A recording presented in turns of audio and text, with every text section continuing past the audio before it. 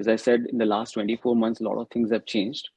And by that, I meant, yes, from regulations perspective, yes, of course, but from compliance perspective also, a lot of things have been added. So let me take it sequentially. And when an investor agrees or is in the process of agreeing to invest into a fund, so typically Auxano will have to go back to the investor asking for their PAN and date of birth, check if their CKYC is in place. CKYC is nothing but a central know your customer database, which is available for access through registration by a fund, and check if that investor is already complying. What it means that the identity proof, address proof, and any other document, including PAN or Aadhaar card or whatever, is already part of the KYC database.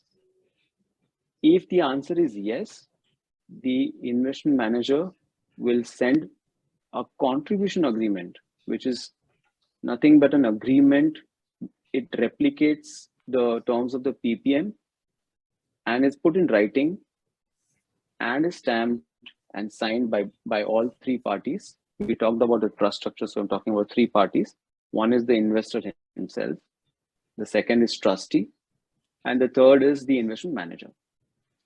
And that agreement forms part of the basis of the arrangement between the investor and the investment manager. It will typically have the commitment amount, basically how much you've committed. The question is whether what I've committed is required to be paid upfront. The answer is no. There's a phased drawdown. So it's like a building under construction. You don't pay the entire amount upfront. The builder will tell you slab 1 is over, please pay so much. Here the investment manager will tell you slab 1 is under construction, please pay me so much so that I can complete the investment process. So it's a phased drawdown. It's not a one-time kind of a payment, lump sum payment requirement. So coming back to KYC process, the investment manager will send a contribution agreement and PPM to the investors, and the onboarding is complete.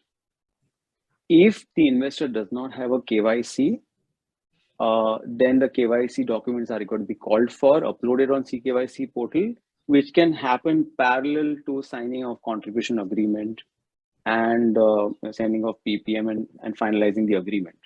So the only condition here is the investor is agreeing to provide all the KYC documents.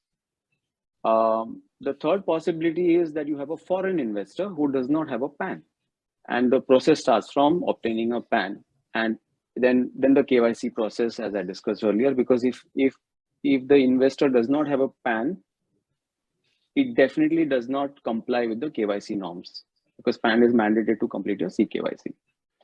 So once the CKYC process is completed, we discussed that there's a contribution agreement and PPM to be sent to the investors. So we've covered that part of compliance.